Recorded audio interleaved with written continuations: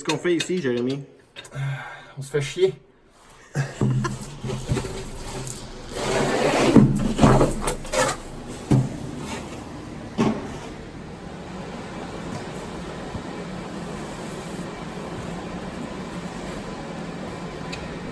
Donc, pour le deuxième type de produit que nous avons fait ici chez O'Dwyer, c'est une moonshine ou c'est une whisky non vieillie. On n'a pas le droit de nommer ça whisky car c'est pas vieilli dans une barrique pour un minimum de 3 ans. Donc, c'est une single malt moonshine qui est disponible maintenant à la SAQ.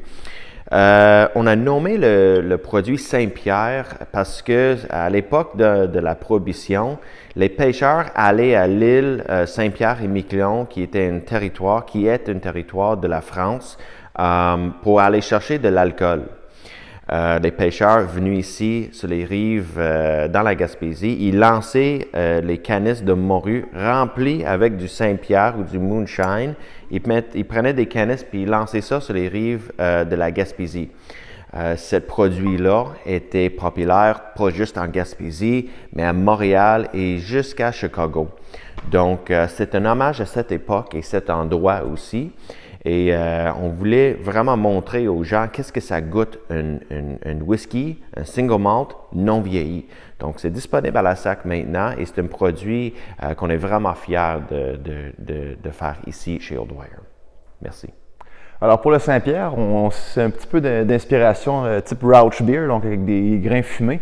Donc on utilise du malt pâle 2 rangs canadien, du malt Vienna, qui est un malt de spécialité un petit peu pâle, qui va apporter des notes de miel et d'amande un peu, et du malt fumé en grande quantité pour avoir essayer de retrouver cette saveur fumée-là dans le produit fini, dans le moonshine. Alors pour l'instant, on utilise du grain canadien parce que on voulait avoir du grain fumé, mal fumé dans notre recette et il n'y en a pas encore qui sont au Québec. Donc on a du grain Best Malts qui est reconnu mondialement, c'est allemand. Mais pour nos prochaines recettes, par exemple, là on va avoir du grain québécois fourni par des malteries québécoises. Alors ici, on a le mash tun qu'on utilise pour faire notre moonshine. Donc mash tun, ça vient du mot mash en anglais, l'empâtage du grain. C'est l'étape où on va faire macérer le grain avec de l'eau à une certaine température pour permettre aux enzymes présents dans le grain de dégrader l'amidon, qui est le sucre sous forme complexe, donc le dégrader en sucre simple, fermenticible par les levures ensuite pendant la fermentation. Alors, une fois que ça c'est fait, que nos grains ont macéré, on va drainer le liquide, le mou, par le dessous et le recirculer sur le dessus de la mixture pour créer un peu un filtre naturel avec le grain. Donc, ça va faire une espèce de pain très dense pour filtrer.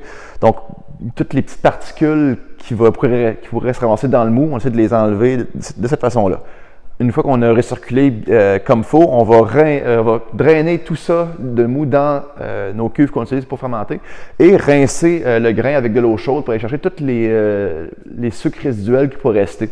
Donc, aller chercher le maximum de matériel possible pour les levures. Finalement, on va refroidir le mou à une température adéquate pour ensuite ajouter les levures dans le mou pour qu'ils puissent fermenter ensuite ça en alcool. Pour la deuxième partie de nos vidéocapsules, on va regarder différentes sortes de whisky qui sont sur le marché. Aujourd'hui, on va commencer avec une Scotch Bowmore qui produit c'est une macro-distillerie qui produit environ 2000 litres par année. Le compagnie, c'est plus écossais. Le propriétaire de cette compagnie, c'est Suntory. Beam Suntory, je veux dire. Puis, fait que je vais laisser la parole à Jérémy pour parler des notes, des saveurs, des goûts de ce produit-là. Et on va aussi également déguster. Alors, le Bowmore vient de la région des Islay, qui est une région caractérisée par ses whisky, ses scotch, c'est whisky, c'est des whisky aussi, qui ont des fortes notes de tourbé et de fumée. Aussi, Bowmore, c'est une distillerie qui est située sur le bord de la mer et on le sent très bien au nez dans ce scotch-là. On sent l'air salin d'abord quand on l'inspecte au nez. En bouche, on a une forte présence de fumée et une finale boisée. Au nez, on a également des petites touches de fruits de la passion, c'est bien intéressant.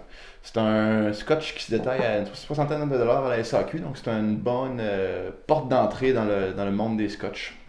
Alors, cheers Mike. Cheers. Et santé à vous.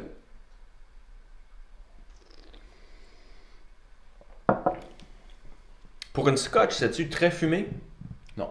Non, ok. Fait que, parce que je trouve ça, moi, personnellement, quand même vraiment tourbé. OK. Mais c'est tout dans cette région-là qui donne cette tourbe-là. Ouais, Right? en fait, c'est le fait de malter le grain avec de la tourbe. OK. OK. Puis, c'est un vraiment bon produit. Donc, s'il y a des gens qui veulent faire des suggestions de type de produits qu'on veut déguster, ça va faire vraiment notre affaire de faire ça toutes les semaines. Donc, merci pour écouter et à la semaine prochaine.